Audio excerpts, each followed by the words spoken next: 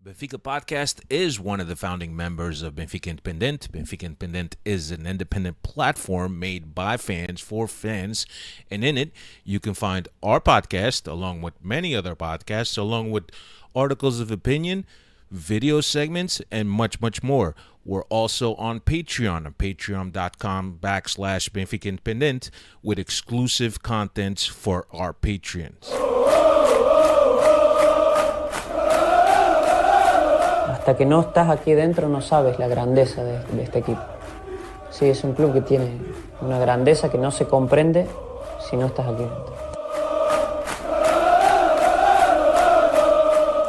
São de uma magia única, benfiquista, que só nós sentimos assim. Por muitos desgostos que possamos ter, valores mais altos se levantam. E o valor mais alto que se levanta em termos futebolísticos chama-se Benfica.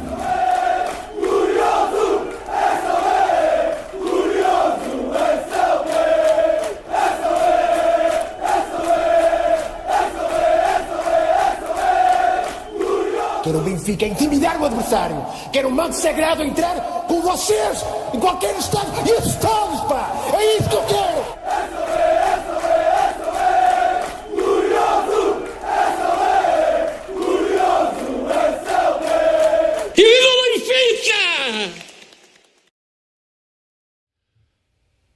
Hey, what's going on, everybody?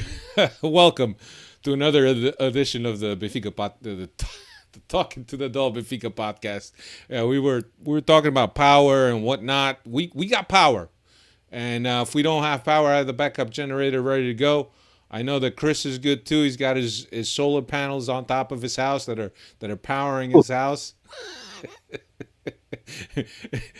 And Dave's here. Episode number 496 is what we're up to. Welcome, everyone. Welcome all the Freddies. But before we get going, let's introduce everyone. Cristiano, como é que é, amigo? Tudo bem? What's going on? Como é que é, pá? Tá tudo bem. Tá tudo em cima. Ready to go? Talking about today. I mean, there's so much, so much. I mean, so very little, I should say, to talk about in Benfica world nowadays. So little? Yeah, but we can talk about other shit. Oh, we can talk. Yeah, other shit. It'll be interesting. Oh, by the way, talking about other shit. You know what? We don't often do this here on the podcast, but today I'll go ahead and I'll do. By the way, Freddy's, welcome to the Benfica podcast. Make sure you subscribe. Make sure you smash the freaking like button. And is there anything else? No, that's it, right? Just comment. No, subscribe and smash the like button. But listen, I have to tip my cap to our brothers at Benfica FM yesterday. That was a comedy show. It wasn't a podcast. It was a comedy show. If you guys haven't watched it yet, you should go check it out. I think it was right at the beginning when Flavio comes in with the wrapped around his head. That was tip top comedy. Credit to them. Hats off, meus irmãos. Well done. Because us Benfiquistas, sadly, the only thing we could do is really make a mockery of this and bring some fun. Inject some fun into, or some comedy, I should say, into the sad happenings of Portuguese football because you're going to drive yourself mad. So, credit to the boys for having a sense of humor. And Benfiquistas around the world, I suggest you do the same because it's going to be a very, very long season. So, once again, parabéns, meus irmãos. You guys got that off. That you killed it. Yeah, you can't say that I didn't say something last season. Before we checked out for the summer holiday, that things with the Portuguese league are getting more toxic than ever. And this year, four games in, we already see what's going on. Dave, what's happening, my brother? How you been? How's everything up north? What's going on? I don't know if I'm going to be good with batteries or not tonight, so I might be checking in or checking out. But good to be back on. And the toxicity is already at a all-time high 4 weeks into this season, and like Rui Costa said in his interview today, I think it's only going to get worse because of how much is at stake here with only that one guaranteed Champions League spot. So I'm sure that's fueling all the fires and all the shenanigans that are going on. But like I said here before we went live, that's why I've been so heated this season, where we've been pointing arrows at Roger Schmidt and criticizing the club here. Let those fools up north deal with their own shit. They've got more shit to deal with than we do here. Question I got for you, because you said you have enough battery power. The question is, do you have your internet up to date? Because it could coincide with one another. Maybe your batteries will go out. They'll blame your internet. Your internet will blame the battery. You got to make sure you have your ducks in order here. I'm on that Altice internet plan, so it's all working here. We have a request, ladies and gentlemen. We have a request from my man Diogo Reis. He says, "Can we postpone the podcast? Porto's heading into penalties right now." Anyway, welcome all the Freddies. Mike Madeira, Nick Valadão, Continue, Chico Marcelino, Jason Gaidola, Bruno Teixeira, Manny Valadão, Redman 21, John Moreira, Dave de Oliveira, that's you, Dave, Davey Han. Everybody's here. Everybody is here. We have a Vitor Carvalho. Greetings, Benfiquistas, reaching you from Portugal. Not very far from Silga, actually. I don't know. Not very far from Pocilga. I don't know if that's a joke. You don't know what a Pocilga is, Chris? I think so, but a Pocilga is where the pigs live. It's a pig pen. It's called a Pocilga. Eu sou Aveiro. A gente não usa essas palavras grandes. A gente diz lá And Diogo Reis is also here. Yeah, everybody, welcome. Our episode before the international break. A couple things we got to discuss. The Vitoria game recap. We'll have that for you. And Rui Costa, as it is customary, came out today on BTV explaining the transfer window. And I don't know about you guys, but I'm liking it. I'm liking it because I think that rather than let the papers create the narratives, I think you hear it right from the horse's mouth. No pun intended. So he explained things. But that, again, that's if you're a believer of the gospel. If you're a believer that every word out of the preacher's mouth is the truth and nothing but the truth, you're 100% correct. Again, in between all of these State of the Union meetings or pressings, I should say, there is some truth. There is some not very much truth. And then there's the merda in the middle. You know what I'm saying? Merda in the middle. I like it. The merda in the middle. All right. Anyway, let's get right on to our first topic. Benfica played Vitoria at Estádio Luz. Returned to Estádio Luz for Benfica. Big game. Vitoria hadn't lost a game yet this season. We're one of the two teams that were undefeated, or three teams that were undefeated after this round. No more undefeated teams in the Portuguese league. I'll give you the lineup. Samu was in goal. Ba, Silva, Otamendi, and Auschnitz. Neves and Kokshu. Di Maria, João Mário, Rafa, and Musa. Chris, did you want to say something? That's lixado. What do you mean no more undefeated teams? No more undefeated teams. It's teams with perfect records. Yeah. Right. There's still some teams that have... That's what I meant. Sorry. They're still undefeated. That's why I'm like, wait, they still, Sporting didn't lose. Boavista hasn't lost. They're no more winning streaks, you should say. I mean, but they're undefeated. Thanks for catching that. You're absolutely right, and there's a faux pas on my part. Looking at this 11, Auschwitz and João Mário again on the left. Neves came in for Tino. And for as much as we ragged about Auschwitz and João Mário on that left, and the left not being what we expected to be in terms of attacking, more vertical, those guys happen to be probably two of the best players on the field. So that's how much we know, right? A little bit about the game, right? Own goal in the 11th minute, so we got things started. But the first 15 minutes really was an extremely interesting game. Vitoria came to Estádio Luz to play eye to eye with Benfica. They were pressing high. They were disputing balls.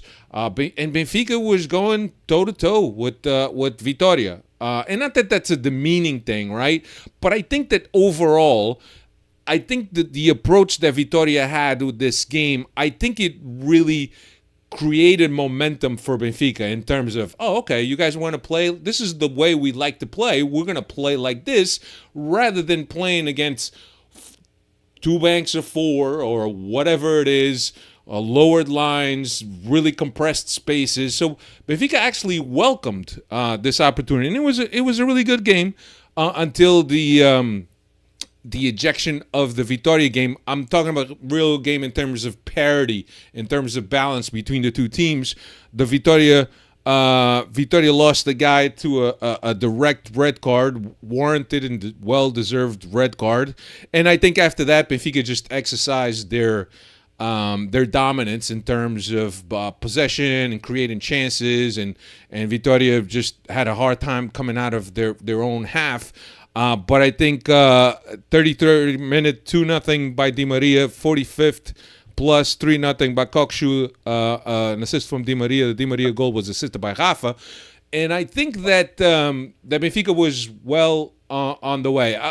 Cristiano, I'll start with you. What'd you think of the first half of the game? I expected more.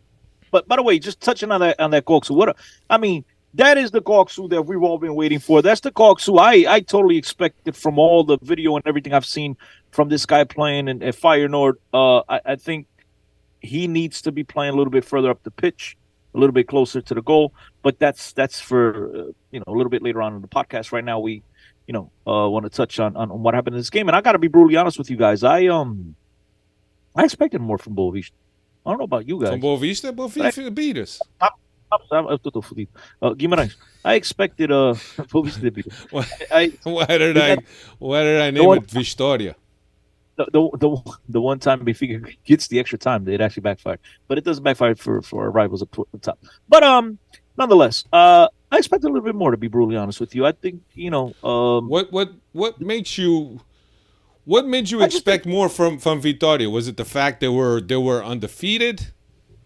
No, it was the fact that this is a team that lost to a bunch of butchers and construction workers and landscapers. Not that there's anything wrong with those professions, but this is a football competition, and they lost to a team with those types of players in the Europa or whatever Conference League qualification. So I figured that these guys have a lot to prove. I figure these guys are going to want to come into the biggest stage in Portuguese football, start to lose, and show everybody that was a fluke and that they're not that bad of a team that that performed on that one evening at Guimarães in their own stadium. So I expected a little bit more, but Benfica did what they had to do. It wasn't one of the most dominant performances we've seen. This is a game that Benfica should have easily won. Goleada, the like old school days, 6-7-0. And Benfica, I never really thought Benfica put the pedal to the metal, and I didn't think Benfica looked great at any stretch of the game. I thought they did what they had to do. They managed the game, but it wasn't a particular, ass whooping or one of those phenomenal performances that we've grown accustomed to seeing, particularly last year on the Roger Schmidt when it was a fine-tuned machine. So Benfica did what they had to do. I know you're raving about João Mario and Arsenal. Look, they're playing against a team with a man down, team that still tried to come out, still try to pressure Benfica at times, but just because your broken clock is right twice a day doesn't mean that it's not broken. It's still not something that Benfica shouldn't be doing. Roger Schmidt should be playing the left back. I understand Ristic is out and Jurassic is injured, so no other choice. But I don't want to sit here and rave about these guys. They did what they had to do. I don't think it was a phenomenal performance by any stretch of the imagination. Hey, Chris, that Polak you met outside of Party City is here. What's up, my man? Kurva. He's not a Polak, man. He's his name is Eric Amaral. I'm the one that thought he was Polish. That's right. It was very nice for you to say hello that day, man. Welcome. Dave, give me a little of what'd you say? I said about time he showed up on a podcast. Thank you, bro. It was very nice. Dave, give me a little positive Cristiano for the first half, brother. For the first, it's hard because that first. But let's break it into two parts: before the red card and after the red card. Before the red card, I think we were fortunate not to go down a goal. If I'm not mistaken, before we scored that goal, Guimarães has a chance there and hits it off the post. It would have been interesting to see if that went in because it was close, I thought, to being offside, but that could have changed the game completely Guimarães get that early goal before we do. And then obviously after the red card, it's basically a completely different game. Vitoria's got one less man. They're not pushing as much, but yeah, that first 10 minutes of the game, as a neutral watching that game, that was probably so exciting because it's just back and forth, back and forth. Felt like I was watching ice hockey there with the amount of turnovers and just going back and end to end football there. But after the red card, it's a completely different game. Benfica's already got the 1-0 lead at that point, and going into the half up 3-0 with the extra man, it's a completely different game. So I thought Benfica put that game to bed and handled their business, which is good because sometimes we've seen in the past where, and I know Chris, you alluded to it, where they take their foot off the pedal. But I mean, already 3-0 with an extra man, I can take it in this instance. But when they do it when there's only when they're only up one goal and they're still got a full 11v11, that's when it becomes concerning. Yeah. But once he gets the red card, if he goes up 2-0, the game was over. Game was over at that point. Yeah. It was at no point did I ever fear for a second that Boavista was going to turn things around.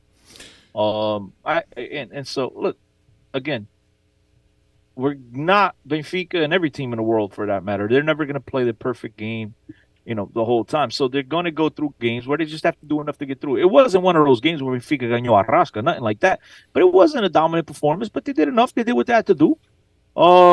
They managed the situation. They kept Guimarães at bay. They put away the few opportunities. I thought they could have done a little bit better in that department, but it is what it is. Get 3 wins, move on, go into the international break. Hopefully when we come out of it, we won't shit the bed like we've done in the past. And just chuck this up as a win. Keep it moving. I would have liked to have seen Roger Schmidt manage the team a little bit different. I'm not trying to pile on Roger Schmidt. I don't want this. Here we go. On beating a Roger Schmidt. I don't want to fret in the chat. To power. But, I think once this game is pretty much out of hand, he had an opportunity to bring in, Cabral a little bit earlier. I think it would have been great to get this guy going into the international break with a goal under his belt. I thought he deserved a little bit more than 13 minutes. It's just these nitpicking. But you know how it is. When things are going well, you have to find little things to bitch at. And to me, that one in particular was the one thing that I wish it would have been a little bit different. Yeah. As if it wasn't bad enough, Benfica starts basically the second half with their 4th goal with Auschwitz unassisted, and I think that after that, the team just slowed things down in terms of pace and rhythm and creating chances, and I think that the game was well out of reach at that point. As you mentioned, Cristiano, even the second goal after the ejection was something that really made a mountain climb for Vitoria. But certainly, we got to see guys in action. Neres came in for João Mário. João Vitor came in for Ba in the 65th minute. In the 83rd minute, Muratu and Cabral came in for Otamendi and Musa, respectively. And I thought it was 77. Look, it's even later. My bad. I apologize. So it's even later than I thought. Okay. Well, but when you got 10 minutes of extra time, works out. So 17 minutes, like I said. Look, funny thing, Bruno Gil says, look, I guess it aligns with what I was saying. He says, finalmente, watched jogo descansado. A game was pretty much out of reach. And then here's Victor Carvalho. I don't recall Alfredo. Has he been one of the Freddies? Has he been on here? I haven't seen Victor Carvalho. I'm sure I would have remembered the name Victor Carvalho. Victor Carvalho says, I thought Chris would be more excited after seeing the best left back of the league in action. I don't think Barnat stands a chance. Obviously, I think, and I hope, I pray, and I'm not a very religious person, but I pray that he's being sarcastic. I think there's a little sarcasm in that. I think that you could plug Auschwitz in many, many spots and he could still be the regular guy. He's almost, we used to talk about André Almeida as a polyvalent all the time, but I think that Auschwitz is Almeida 2.0. I said that last week's podcast. So that's what you said? Yeah, I said he's the new André Almeida. This guy, he's going to play. Look, like I said, we might just see him at goalkeeper one day because, he's going to play goddamn near every position on the field. Yeah. Look, it is what it is. We got nobody else. So in this last weekend, I know, like I said before, a lot of people are looking to pile on Roger Schmidt. we had no other option, ladies and gentlemen. I mean, what else do you want to do? We don't even have a backup right back, so it's not like you can put our right back at left back because we don't have one. We have it. So- João Vitor. Dude's a central. He played right back at Nantes. Diogre says, I'm overweight too. What am I worth? You're worth 240 pounds. Oh, Jesus, that's what he's worth, 240 pounds? Is that like pounds in grip or like pounds in weight? He's That's worth his weight in gold. Victor Carvalho says, of course, I'm joking. I figured that. You're a smart guy, Victor. Welcome. Hey, guys, smash the like button. That's the like button. Hey, and did we talk transfer? When do I recall calling? No. Speaking about Bernat.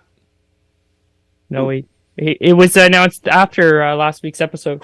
It was Friday. We did last week's episode Yeah, on that's Tuesday. right. Every Tuesday night, another podcast. Yeah, Cristiano, you're excited about Bernat? Oh, man, how could you not be? How could you not be about Bernat? This is the best left back Benfica's had, and Since Grimaldo? No, he's better. Better than I think Bruno he's better. Cesar? He's a shooter. He's an upgrade. Dude, honestly, you had Cointron for a couple of seasons, but Bernat is more seasoned today. Obviously, he's a veteran compared to a young Cointron. This, in my opinion, is the best right back we've had since I can remember. Honestly, Right unless back. I'm missing something. Left back, caralho. That's tudo fodido hoje. What did I say? You said right back. Dude, I'm trying to read comments. I'm looking for the likes. I'm trying to do 10 things at once, guys. Give me a break. But yes, left back. Bernat. The only disappointing factor to me in this whole Bernat thing is twofold. One, it's that it's not a permanent. It's a loan. But his contract expires at the end of the year, so hopefully we'll convince the guy to stick around. And two, the most disappointing part of this whole situation to me is with a player like this available, and there's other players that I've mentioned in recent podcasts, right? It boggles my mind that some way, somehow, this Sound found a way to spend $14 million on Jurasek with these types of players available. I don't understand, but whatever. Let's not pile on Roger Schmidt because Dave, I don't want to get Dave upset. That's not on. Well, okay. Wait. If that was Roger's recommendation, okay, I can see some arrows going there in his direction. He said that's a request. That was a personal request from the coach. Okay. So look, the thing is this: we spent $14 million, and even when he's healthy, if Bernat is healthy, that's who plays. Bernat plays. I like Bernat a lot. Look, guys, ladies and gentlemen, look, put it this way: Bernat is a better version of Grimaldo. And again, I'm not saying it's Roberto Carlos, so simmer down, okay? So let's slow down. But he's a better version than Grimaldo. Yeah, I think you guys are going to be pleasantly surprised with him. I think he is a professional. I think he's a phenomenal player up and down that wing. He's going to do everything that Grimaldo did, just a little bit better. So I think we should all be very excited with this signing. And all things being equal, I think that's just starting left back for the rest of the season. And it's good to have somebody like that, a veteran, a guy that's been at Bayern Munich, a guy that's been at Paris Saint-Germain, playing with major stars around him his whole career. It's good for Jurassic to learn under his wing. And let's hope that Jurassic is able to pick some things up and that, in the future he could turn out to be a fantastic left back and these $14 million weren't wasted. Can he hit free kicks or no? Is he a free kick specialist like Grimaldo? Here we go. Hey, look, I can't even crack on Grimaldo because in the last 2 years he actually got better at that. But I remember he scored like his third free kick in 5 years at Benfica. Like, oh, he's a specialist. A specialist, not a guy who scored 3 goals. But yeah, look. Look, and today talking about Jurasek, we did find out from Rui Costa's interview that Jurasek was a project for the future, right? It was somebody that they felt was a good target. But as it turns out, Rui Costa, the one of the things that he said about Jurasek was that he's happy that they were able to get Bernat, right? And he thinks that it will be good, as you mentioned, Chris, not only for the learning part, but you take the pressure away from, you spent, what, $15 million on him? 14. 14. You take that pressure away of being a player that's $14 million. That comes from a completely different reality in terms of football, right? And you take some of that pressure away because now he doesn't have to be a starter. He doesn't have to be a guy that has to justify the money that Benfica spent on him. Let's go back to the part where I said there's some truth, there's not so good, and there's metal in the middle, right? This, I think, the perfect metal in the middle situation. It's like a bullet right? Berlin. I don't want to, like, to me, I don't buy that for a second. For a second. First of all, there's so many different reasons as why, to me, that's BS. Okay? But one, Benfica's in a position where, as we all know, this season in Portuguese football, only the champion goes into the Champions League directly. So you don't have the luxury of spending $14 million on a future project when you have to win today. And it's not like you had another left back on the team that you knew you could count on week in, week out. If they had Bernard already, if they had Grimaldo still, then I'll buy that. But they didn't. They didn't have. So Benfica doesn't have that luxury of going out and buying projects for the future at a position that they need to be filled today. And then number two, if Bernard was such a great idea, right? If it's like, as you said, it takes the pressure. And again, it does. It takes the pressure away. But if that was your initial thought process, why wait until the 11th hour on the final day of transfer? Why not do that earlier? Bro, it just happened that the guy got hurt. Ristix wasn't and they had to find someone. And it came in, it's like, oh, now it fits the narrative. Oh, ladies and gentlemen, this is perfect. We always wanted this guy here because he's a veteran and the youngster is going to learn. The youngster's for the... No, the youngster was brought in to play, but then they realized that he wasn't worth shit. And then he got hurt and he did him a favor. By getting hurt, he actually did Benfica a favor. Did us Benfica a favor because it forced Benfica's hand to go out and get themselves a quality left back that you can fill in the roster and never have to even worry about a second guess. So, again, don't feed me apple juice and tell me it's milk. You know what I mean? Don't do that. Dave, I'm gonna be quiet. Dave. Before we go into this Rui Costa interview, I forgot. Give us some stats on this Vitoria game. Yeah, for sure. João Mario's 100th game in his Benfica career. During those 100 games, 27 goals, 20 assists. Di Maria, with his 4th goal in 5 games of this season, only held off the score sheet against Estrela. And Kokshu opens his Benfica account with a goal outside the box. Did you know 61% of the goals Kokshu has scored in his career have come outside of the box? So there's your free kick specialist replacement for Grimaldo right there. It's about time because it almost seems that nobody shoots the ball from outside the box. Yeah. Scoring goals from outside the box doesn't necessarily mean you're a good free kick taker, Dave. You haven't scored a goal outside the box since Petit. Sometimes when you shoot the ball from outside the box, like he did, there's nobody in the wall. You know, sometimes the hardest part is getting it over and under. But whatever, look, at the end of the day, this is exactly the Koksu that we've seen in those highlight videos. Yeah. And again, highlights, they pick out the best. But this is the player that had us all so very excited. It had me excited because exactly for that exact reason that you guys are talking about, I said, we finally got our Carlos Martins. We finally got one. It's been a while. Carlos Martins, Talisca, those guys are long gone. We don't have guys that shoot from the outside of the box. And we finally have one. And then now, Dave, I'm so sorry, Dave. Roger Schmidt chooses to have this guy recovering balls in his own third. Like, this guy needs to play closer to the box, needs to play closer to the striker, because this is the ability that he has in his feet. He's not only a guy that can organize game, but he's a guy that can score goals. And so, I've said it before, and I'm going to keep saying it, ladies and gentlemen, and all the Freddies, you guys are my witnesses.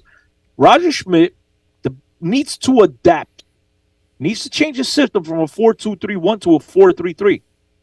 Play João Neves, which is a crime to leave this kid on the bench. Leave Florentino in the middle to just clean up everything. João Neves with a little bit of the playmaking ability, and now it moves Koksu a little bit further up the field where he can get some of this magic out of his game and apply it to the rest of his teammates, and he can create and score goals. Roger Schmidt instead insists on playing Arsenal and João Mario all the time at left mid, which to me just, again, leaves me scratching my head. And I understand he's the coach. I'm just a guy in my basement in the United States of America without a clue, but it makes way too much sense for me right now. The system needs to be adapted to the play. The best coaches in the world adapt to their players. You can't just force feed. You know how it is. Can't force a square peg into a round hole. You know that whole thing. But Koksu is a guy, in my honest, humble opinion, needs to play a little bit further up the pitch because of this ability that he has. There's nobody else on this team that has that ability. I know Di Maria is not the old same player, but whatever. I think the biggest thing is that when you switch to a 4-3-3, and look, I'm not saying this is a bad thing, right? there's a lot of guys you're going to have to leave off, right? And there's guys that are the coach's favorite players because they understand the way the coach thinks the game, they interpret the instructions from the coach, and those guys and guys that are smart, and those two guys are Auschwitz and João Mário. I have a very hard time thinking that if you switch to a 4-3-3, that Auschwitz and João Mário are going to play on this team. They're not. They shouldn't. And they shouldn't. Because you have Di Maria on the right, you have your striker up top, and you move Rafa to the wing, which, again, Rafa is best suited to play with space in front of him. Rafa is a guy that I've spoken to some Benfiquistas, and I sit there and I look at them and I just be quiet because I want to be polite. But I've had Benfiquistas tell me that Rafa has this amazing touch. And I'm like, you must be talking about Rafa Nadal with the racket. I don't know what Rafa you're talking about. You ain't the Rafa I'm talking about. But to me, Rafa is a guy with space. He's able to use his one attribute, which is what he's really good at, which is just run. Put your head down. Putting him in the middle in between traffic. Trust me, ladies and gentlemen, if you've never played, trust me and take my word for it. It is a lot harder to play in the middle of the field than it is to play out wide on either of the wings. Because on the wings, you're one-on-one. It's easy. Beat a guy one-on-one with your speed. You got in the middle, you beat a guy, there's another guy. You beat another guy, there's another guy. There's so much going on. And to me, Rafa is best suited to play on the wing. So you change the system. You switch, like I said, to a 4-3-3. You insert João Neves, who's done nothing but played his little heart out and been arguably our best player since the day one that he's been inserted into the lineup. It's a crime that he's on the bench.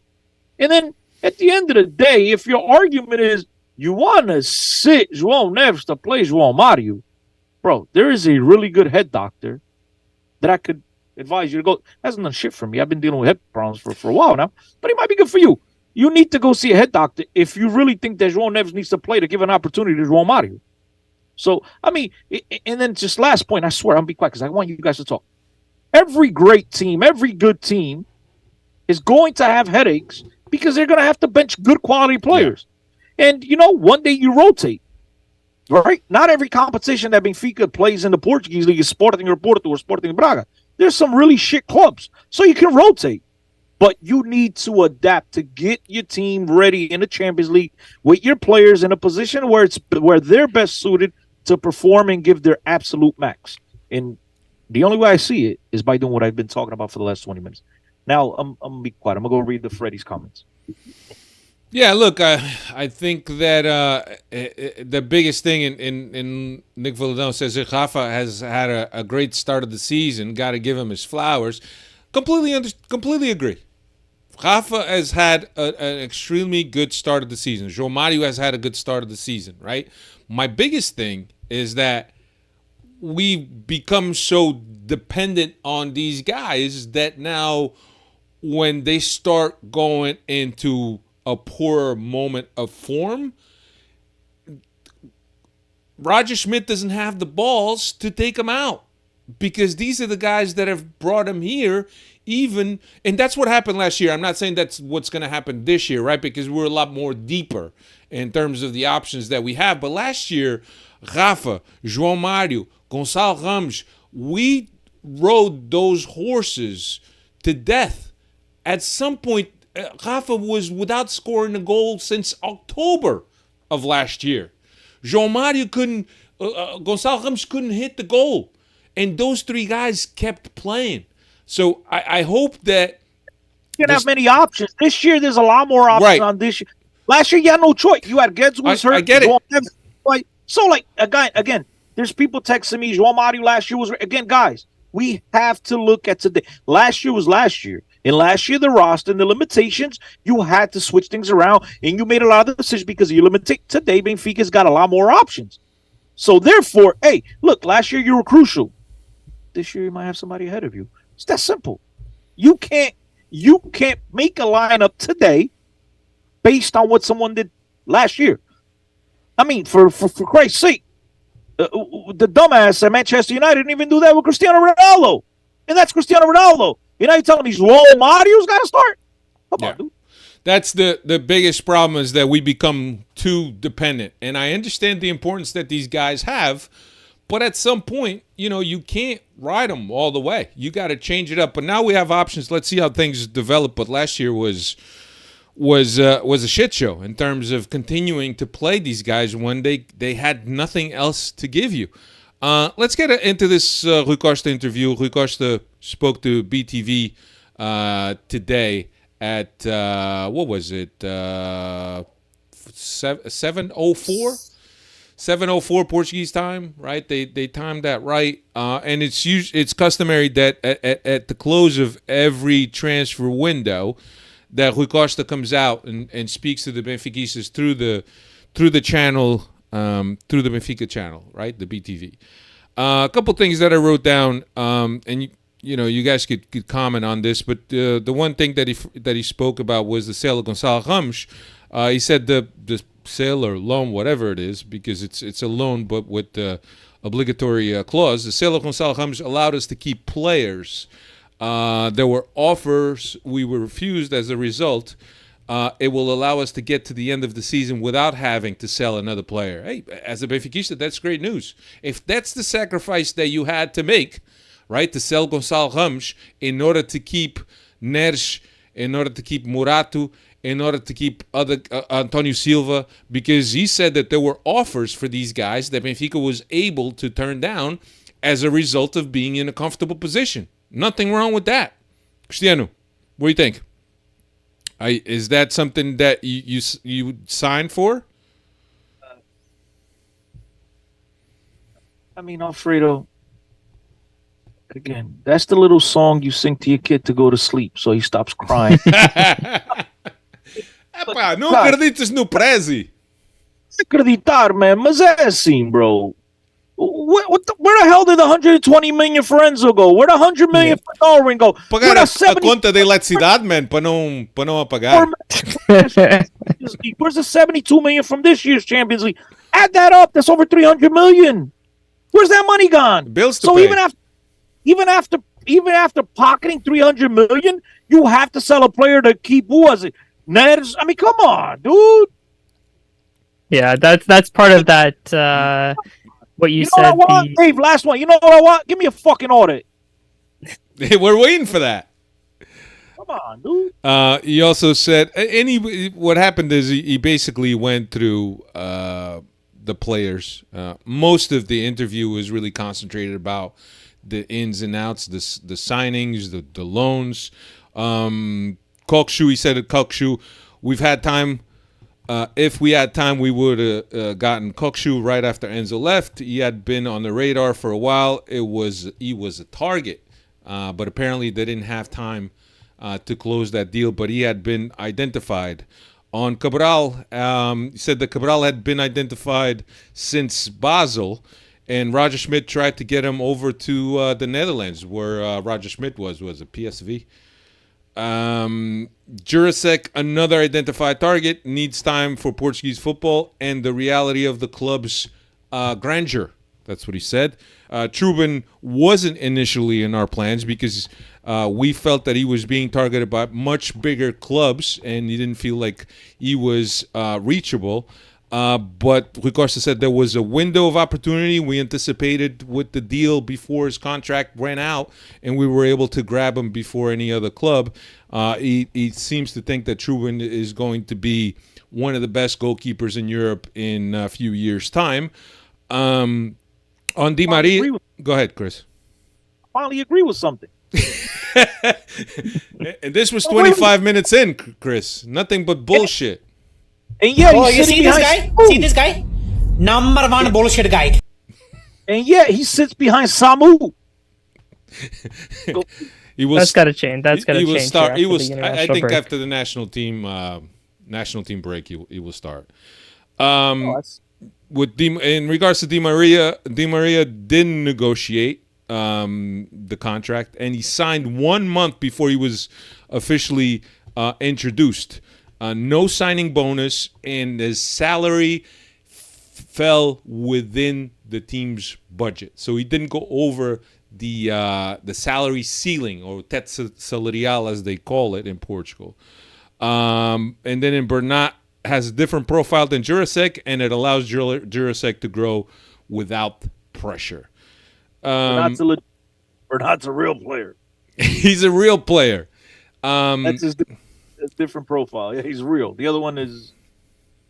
Yeah, he also said that that last year they worked on a core of 12, 13 players just to really get the team going, and this year they added depth due to securing almost all of those 12 to 13 players. Salaries have stayed the same as last year. Then he went on to talk about Vlaco Dimos. Vlaco Dimos started to lose space, and we felt, along with the player, that his cycle had ended, and we became receptive to offers coming in. In terms of Gonçalo Ramos, he also said the negotiation had been going for a while, and we felt that Gonçalo Ramos would not be focused or have his head in the game for the Super Cup. And he even said Gonçalo Ramos himself didn't feel that he would be focused. He also said, and he was speaking directly to you, Chris, we need to have balance as Benfiquistas. We can't be either 8 or 80. There has to be a midterm, and Benfiquistas need to be within that midterm. What else did he say? I got so much. I would listen because of the respect I have for him. I'm gonna keep my comments to myself because that to me smells of something I don't like very much. Look, at the end of the day, as Benfiquistas, we should always demand the very best from Benfica at all times. That's it. Simple as that. You do the very best for the club at all times, and you make great decisions. We won't question you. Yeah. But when you're spending the types of monies on players that are coming in that from the get, you can tell these guys are nowhere near that type of money. Maybe they'll get there in 2-3 years. But until then, I'm not going to give you the benefit of the doubt. I mean, the fact of the matter is they seem to be putting a lot of trust into this coach. This is a coach that last season, once Benfica announced him as an extension, Benfica struggled to win a game after that. And now everything is the coach. Where's your scouting department? Where's your department? And I get it. It should be a beautiful harmony between front office and the coach. I agree with you. But it just seems like, hey, everybody we're getting is the coach. Are we deflecting attention in case this shit don't go right? I'm asking. I'm asking a legit question. I'm not insinuating. I'm not throwing shade. I'm asking a legit question. Is that what's with all this? It's a request from Roger. If you notice, everybody that comes in, it's Roger. No, but he also said that there's a request from Roger, but there's got to be reports from the scouting team to go along that would match Roger's arguments. He did say that. In terms of, go ahead. Bill Ray says that money, Chris, went to the modalidades. Victor says hard to explain where so much money may have gone. Chris is absolutely right. Red Baron says that money went to pay the remnants of the Rey Sol, all with Jorge Jesus. Still paying for that shit. But continues talking about Rafa. There's so many topics, Alfred. You got to read some of these. But Red Baron says Rafa needs space. He's best at taking advantage of the space behind the defense. Rafa is not a winger. Continue says he didn't score a goal in the league since October. He scored in other comps, but agree. He has highs and lows. Victor Carvalho says if we play with our three best midfielders all the time, we don't have enough bench depth to make rotation. You got Auschness and João Mario. Jason Gonzalez says João Mario is notorious for great starts, then fizzles down the stretch. These guys, I love our Freddies, by the way, but right now I'm a little upset with you guys because the likes are still very low. Hit the like button. You don't want to upset Chris. No, I don't want to be upset because, trust me, there's plenty to be upset about right now. But look, man, at times I'd rather just not even hear. I got ultimate respect for the man, but I don't need to hear this, you shouldn't be up and down. I mean, and what he said, and let me just give you some context. He said that when things are great, Benfiquistas are like over the moon. Like when we were up 10 points, Benfiquistas, we won the title, we're the best team, blah, blah, blah, blah. And then when something starts happening, you lose a game, all of a sudden, everything is wrong and this and that. So he was talking about the bipolarity of Benfiquistas. That you go from one extreme to the other very quickly. There's no in between. And I think that's what he meant by that. you're losing a game in the Champions League, I get it. But when you're losing a game against a team that you spend 12 times more than them, it's unacceptable. We're talking about the Portuguese league. We're not talking playing in the Champions. We're talking about the Portuguese league, where these teams have a tenth of your financial situation in terms of even money you spend. The whole night, it just come on, dude. And so when was the last season Benfica went undefeated? 72. 19, what is it? 72? 72. Newsflash, that doesn't happen too often. There are going to come losses to these Montpellier too. Disparity in budgets at the time was nowhere near what it is today, Dave. Yeah, I mean, for 10 contos compared to 5 reais, but that was a lot, Chris. Bro, for Christ's sake, you had Bento, you had freaking Diamantino, Carlos Manuel, Humberto Coelho. These guys jumping in Bento's fish van. It's fish to do that. You know what I mean? Come on. That's how these guys used to get the training. They used to get in his a peixeria. Remember, he had a peixeria? Yeah, Chico Marcelino is saying that if Jurassic was approved by scouting, I would be very disappointed. I don't disagree, man. I have not seen anything from the guy that has impressed me. But then again, Who's that? Jurassic. The Chico Marcelino is saying that if it was approved by our scouting, then he's disappointed. I get it. Who doesn't? Look, Rep Barron says, I agree with Chris. The rumors that Jurassic was not approved by the scouting. And then Carlos Amado, bro, Carlos, you got to come down to Newark. We got to go to Marisqueira. Have a couple of finos and a couple of sapateiras all on your bill. All on your bill. Because you are the type of person I need in my life, my friend. You are the type of person that everything tá tudo bem, everything your roses, because you come in here and you always speak positivity. But Carlos Amado says, are we defending champs and quarterfinalists in the Champions League? I'm struggling to find justification for this crisis. I hear from Benfiquistas. Bro, look, first of all, Portuguese people always find a reason to bitch and complain about something. And second of all, bro, we want Benfica to win every game 10-0. Yeah. That's it. That's a justification. 10-0, 15, 15-0. You also said about Sheldrup that have big hopes for him. This year's plan was to have solutions that could make an immediate impact, and it reduced his minutes, and we felt it would be better to go evolve somewhere else. We count on him next season, and he preferred returning home. We were able to also reduce 2.5 million of his transfer. Who's that? Sheldrup. Oh, yeah, that made no sense. That's another one. Made absolutely no sense. Yeah, I mean, if you're going to loan him, I'm all for you loaning him. I mean, at this point, if he wasn't going to get the regular minutes we all expected him to get in order to develop, fine, loan him. Don't loan him back to where he came from to play against a bunch of amateurs. Well, but that's where his preference was. Bro, you got no preference. You're gonna go play and develop. You're my possession. I need you to develop, and you develop against other teams that play in tough leagues, not to play, against. Come on. Yeah, but if it's good for his evolution, just like Celtic was good for Jota, maybe that's what we need. But the thing was that he said that the player preferred going back home and continue to evolve there. And look, I hope that works out.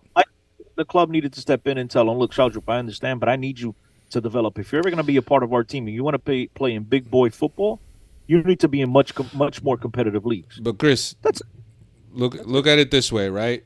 If we had a debt to Nordsjælland, or however you say that, and we were able to get 2.5 million back as a result of this loan, all day. Oh, so they paid him 2.5 mil for the loan? No, so it comes off the money that we owed him when we went to get him. Okay. So this was basically a situation. Not what's best for the player, I think there was also a preference by the player. From what Rui said, he wanted to stress that it wasn't a financial, but take it. Dave. But it worked out. What's in the club's best interest today? What should be in the club's best interest going forward? The player to develop, so next year he plays in the Primeira Liga and other teams playing against in this shit league and dealing with the nonsense and getting adapted to Portuguese football. Is that more important, or lowering it 2.5 million? What do you think? What do you think it came down to them, Dave? You got to tell the player, my man, listen, I get you want to go home, but I need you to develop. And the player and himself, I'm a little disappointed. If you want to develop, you want to play in big boy football, you want to compete. This is where you want to be, no? Am I right or wrong? Yeah. You're absolutely You're right. Dave, imagine a player in the NHL team not getting he's being scratched once in a while, and he says to his coach, "Yeah, send me back to the WHL." Like what? Hey, come on, Dave. Red Baron says what made no sense was to bring him and Tankstead to make an immediate impact, but they were in their off season when we got him, so they were never going to make an impact right away. Agreed. Coutinho says some. He's angry. Look, like our good buddy Steve used to say, I speak of the truth. You know what I mean? And Carlos Amaro, once again, he says, we lost that game, I'm guessing against Benfica, because of an unjustified red card and a Munku keeper. Bro, the Munku keeper, I agree with you. That red card was that's a red card. The problem is the rest of the league doesn't apply the same criteria, Carlos. That was a red card, unfortunately. Once we saw the right, we saw it. Yeah. It is what it is. Yeah. I don't think there was any intention, but it's a red card. Carlos, stop being a fan. Stop being a fan. I think Schaldrup should have stayed in the B. The Norway League can't be that much better than our second division. I agree. Continue once again. We went to a place he knows, easy to adapt for a loan, and it saves the club 2.5 mil. I think it makes sense. He's still young. Yeah. Better than going somewhere he won't play regularly. Last one, what's his name? Sheik Marcelino says, imagine playing with Jurassic and João Vitor at the same time. Horror show. No, it's funny that you guys are talking about returning home and kind of having that type of reset, because as I was watching the Fábrica de Lynch, and if you haven't watched that, definitely go watch that, the series on Amazon about Benfica's academy. There was a point in Antonio Silva's career, or very young career, that he had to have a similar reset. He went back home because he was homesick and he wasn't adapting to life at the Seychelles. And of course, I mean, we're talking about kids that are 12, 13, 14 years old, right?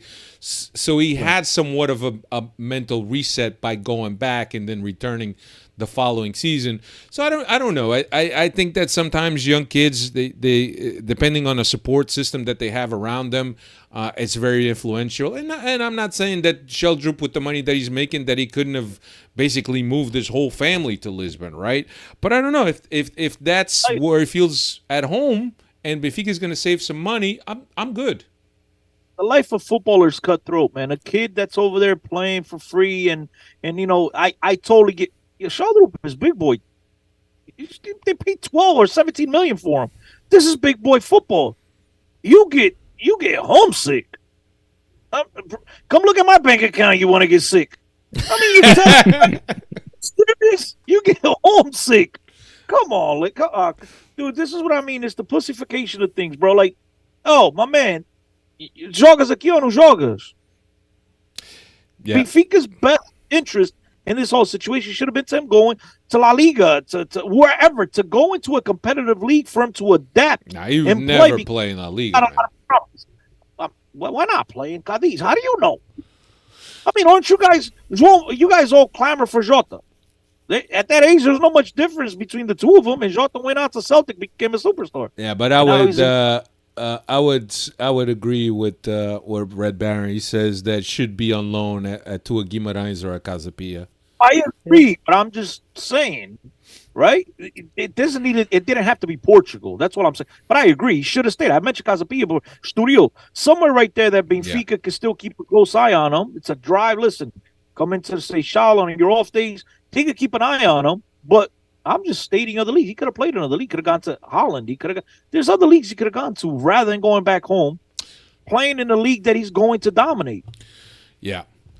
Diogo Reis, he says that's fine, Alfredo, but then like Rui Costa says, we count on him next year. How much better is he going to be where he can make an impact for us next year? The thing is this guy, Diogo Reis, I tell you, he's smart. The thing, Diogo Reis, is that you got Di Maria on a 1-year contract. You got Rafa coming down to playing his last year. and is yet to renew. So there, you got Gonçalo Guedes also most likely going back to Wolves.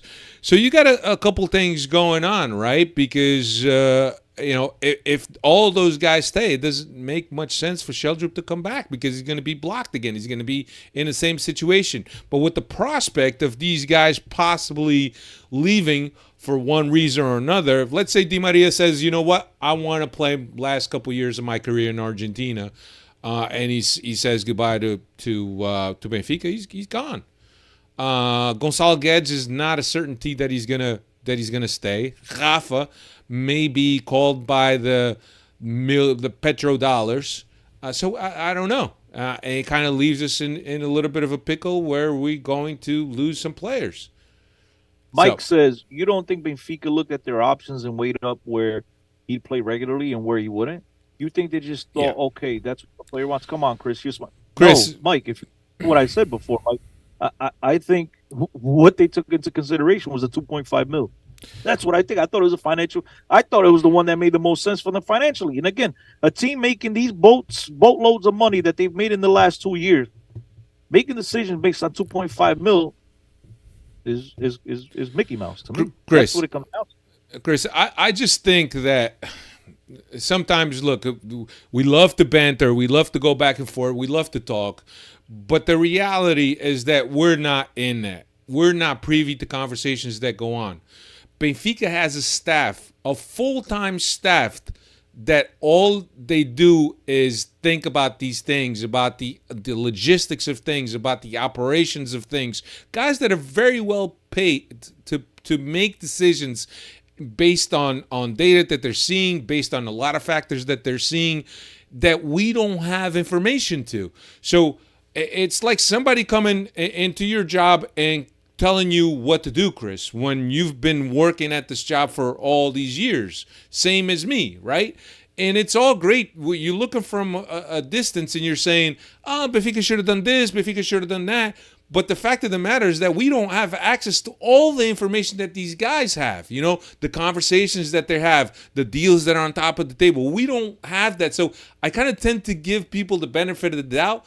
And yes, some moves don't make much sense.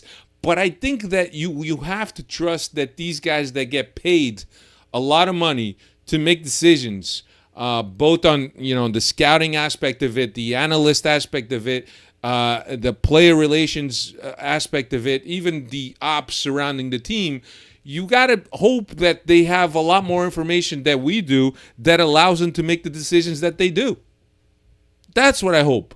But that's not a guarantee.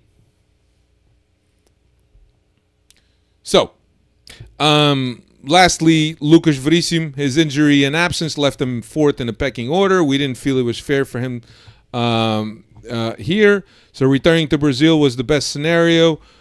He was an influential player in the locker room down the stretch last season. I think we saw that on the B Play series also, where he was a leader in the locker room despite not playing. Balance, Benfica earned 92 sold 92.4 million plus 22.9 million in bonuses and spent 69 million plus 11 million in bonuses. So a positive market for Benfica, obviously. But look, for me, a lot of the explanations that he gave, I'm okay with it. And you could say, well, you're just gobbling everything up. You just, don't even question anything. I just thought that a lot of what he said made sense for me. So I'm on board. Now, are there other things that don't make as much sense? Yeah. But most of the stuff that he said, and Chris, I know that you didn't watch the interview fully. I think that you could watch, and then based on his body language and the way he spoke and his tone, maybe you could change your mind about it. I'm going to watch it tonight. Watch it tonight while you put yourself to sleep. Mm-hmm. Yeah. And then I think lastly, he was asked about the current state of affairs of Portuguese football, and he said more than surprised, he's worried. and if the league is to be sold outside of Portugal, a lot has to change.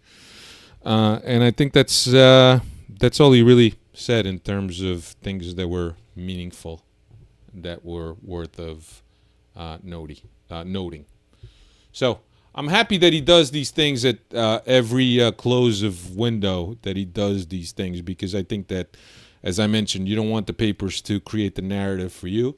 Regardless of whether the narrative is accurate, it's Benfica's narrative. It's not any third-party narrative, and you could be happy with it, you could be challenging, and you could be Chris with it.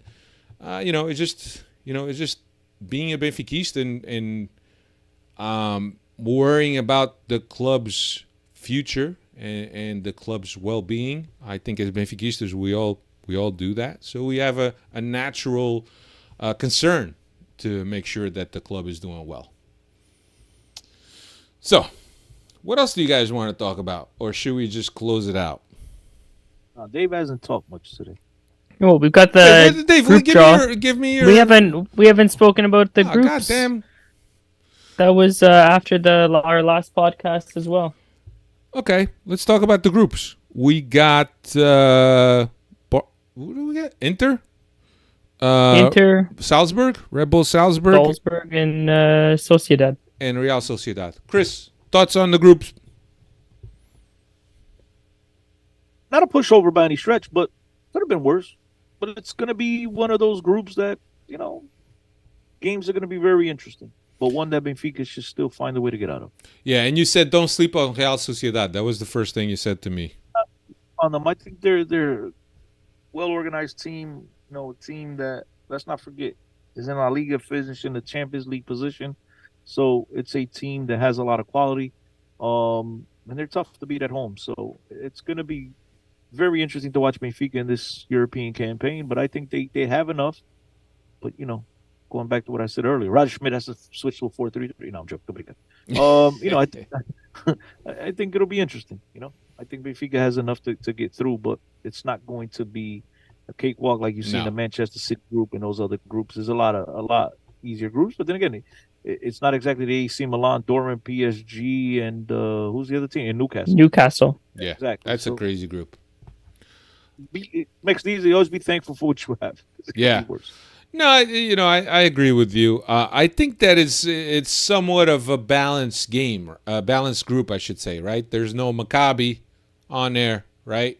And there's usually a team that everybody beats up on. The team in pot 4 is Real Sociedad, and Chris has already told me they're not no pushovers. I don't follow La Liga, so I couldn't tell you.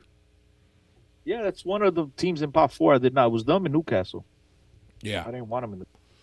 But I like competitive groups because it just keeps Benfica on their toes and on it like last year. Talk about an away day. That's gonna be a great venue. Which one? A great Sociedad.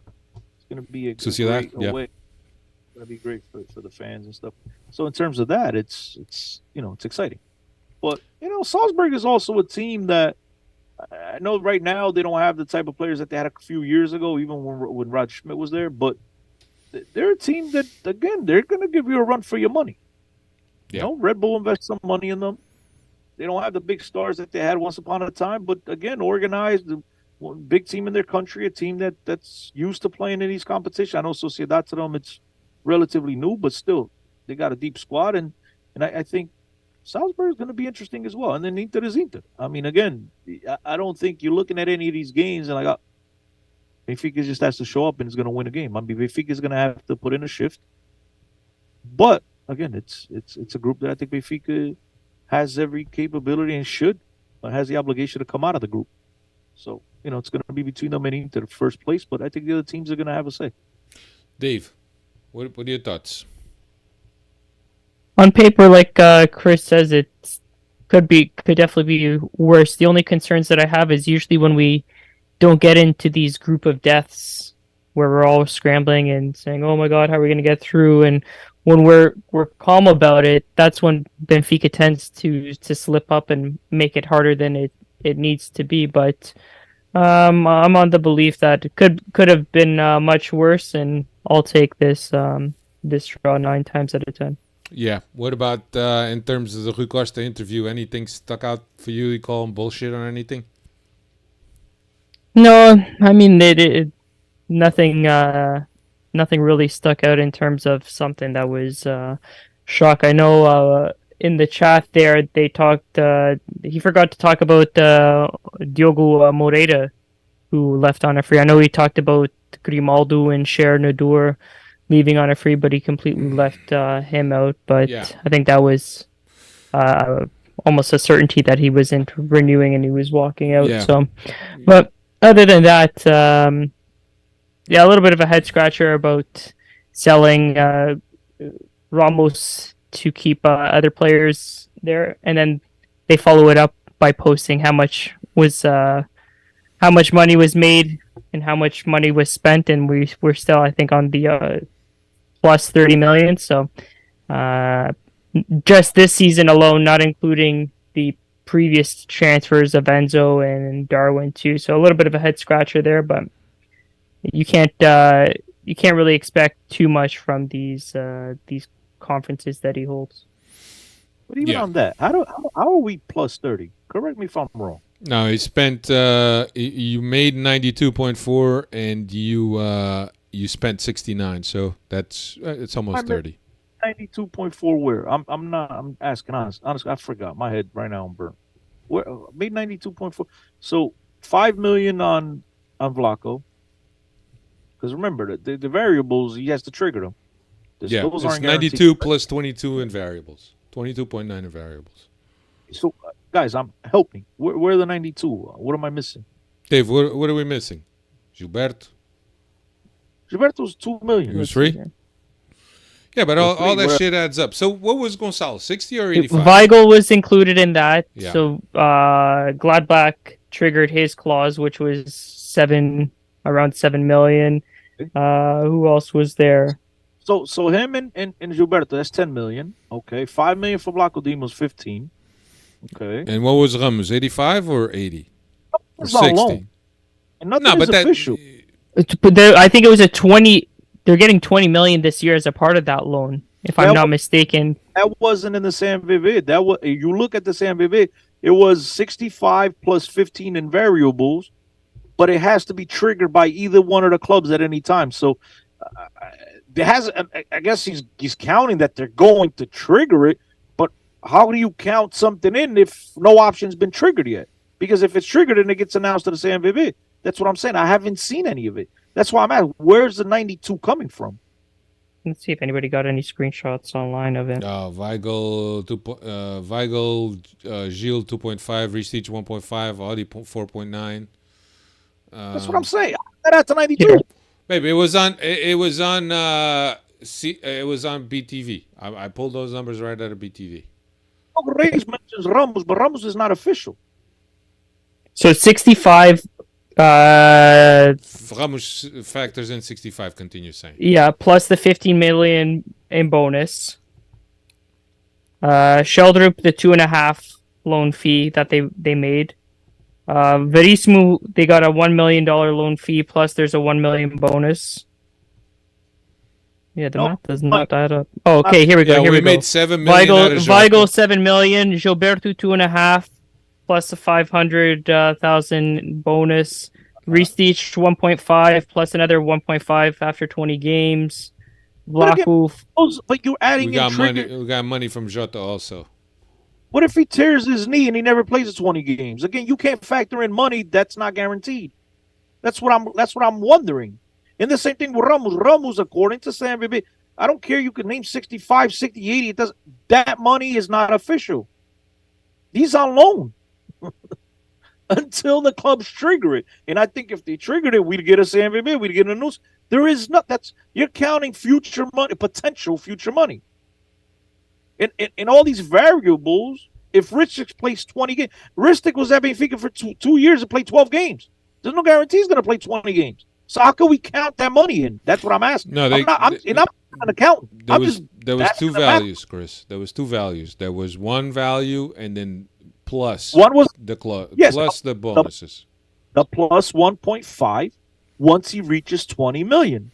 Right, but the numbers that they showed on BTV was 92.4 million plus 22.9 in bonuses. That's what Benfica stands to gain if we hit all those bonuses. And Mike, I agree with you. Benfica can trigger it. I'm aware. I got you. I know. But it hasn't been triggered. That's my point. I know what you mean. Yeah, but the triggering is a formality, Chris. Okay, but Alfredo, until you do it, you don't do it. That's it. Until you do, you don't do it. God forbid the guy has a heart attack, dies tomorrow. You think Benfica's triggering that option? It doesn't happen. You can't, until it's done. How do you count something until it's that's my. I get that it could be triggered by either club at any time, and there's no obligation to buy. It is a option to buy. Manny Villadon is saying that it's his fiscal year, which ends in it started in. No, July.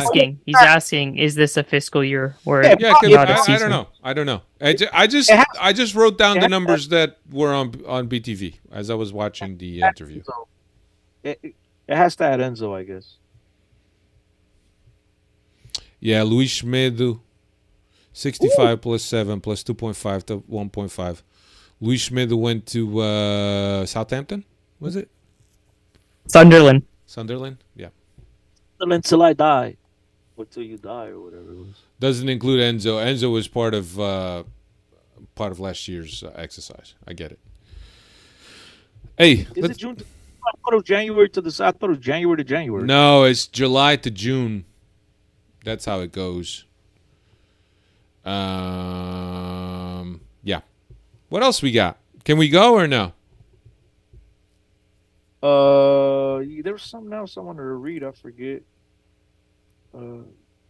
Whatever. Yeah, I mean, whatever. You guys want to go? Go. We've been here a long time, and there's only still 7 likes. Hour and 57 likes. What the hell? Let me log in there and like. Dave, go and like it, man. It's bullshit. It's Carlos Amado didn't like it. I know he didn't like it. Carlos Amado, because you just got people upset. People want to hit the thumbs down button because of you. Hey, look, a reaction is what is it? Not all bad. Not all reactions are bad reaction. A reaction is a reaction. I don't know if that's how it goes. I don't know. I don't think that works for YouTube. Not all publicity is bad publicity. I think that's what you meant, Chris. I don't know about reactions. That's why we do a podcast together. There's 22 likes, Chris. You complete me. How many? 22 likes. Mike saying that that's the facade. Hey, I'll take a screenshot. It shows 7 on my. No, refresh your screen, bro. You maybe don't. Then we're gonna lose them. Freddy's, Chris, Mike, F5, Chris, F5. You guys should be appreciative because see that means I'm so focused on your com, trying to interact with you guys that for me to refresh, that means I gotta close out and come back in. Close out. So, just hit the little circle on top. Refresh. No, I'm on YouTube on the iPad. Yeah, just swipe the screen down. It'll refresh. It brings it to small pic. That's the squid. 22 out of 24 people have liked it. Diogo Reyes is saying he's still waiting for my 433. I mean, give him the 433, Chris, and shut him up. But I named it. He just don't pay attention. You don't pay attention, is right. I mean, Diogo, I said Tino, Neves, Koksu, right? Di Maria, the striker, and Rafa on the left. Now, do I got to tell you who the defenders are? Do I got to tell you Otamendi? Do I got to tell you Antonio Silva? I got to tell you Burias Ba, and I got to tell you Bernat with Trobin? Trobin's got to play. Trobin has to play. But I agree. See, Bruno Gil says he has 14 likes. Vocês é que eu não estou feliz.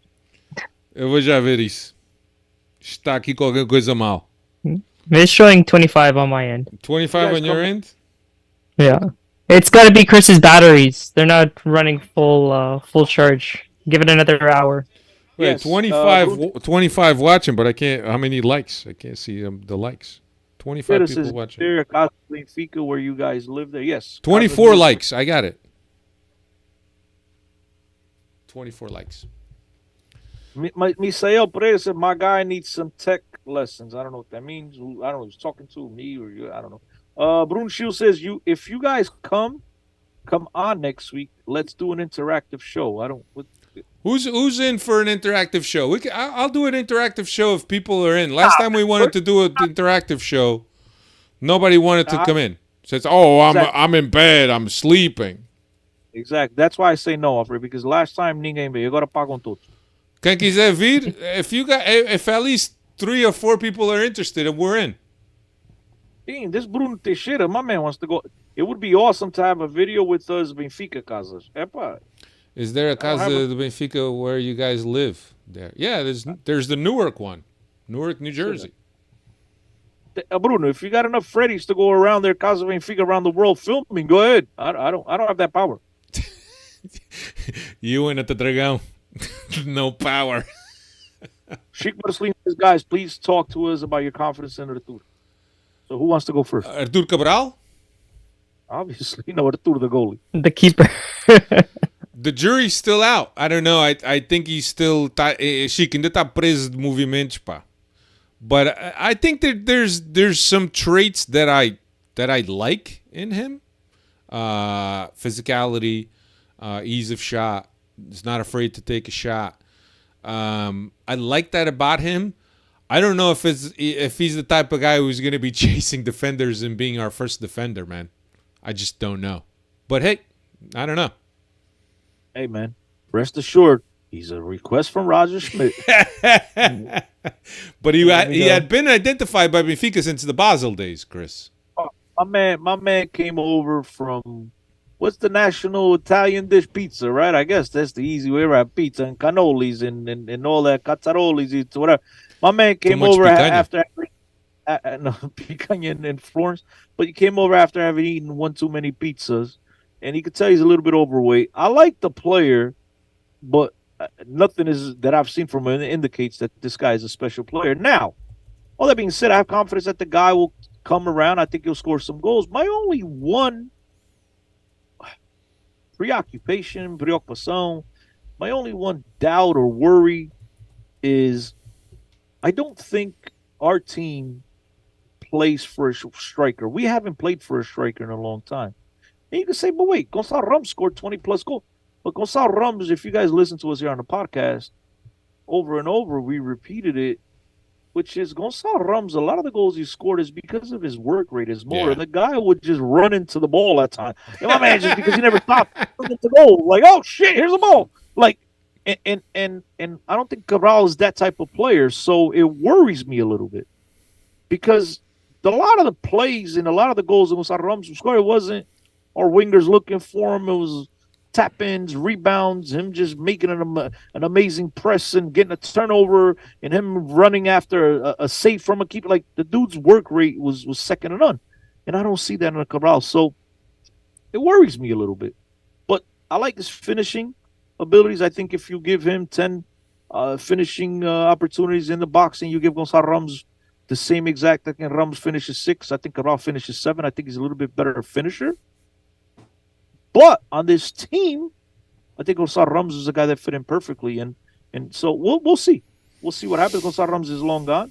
Hey, But Cabral, it's gonna be between Cabral and Musa, because that's all we got.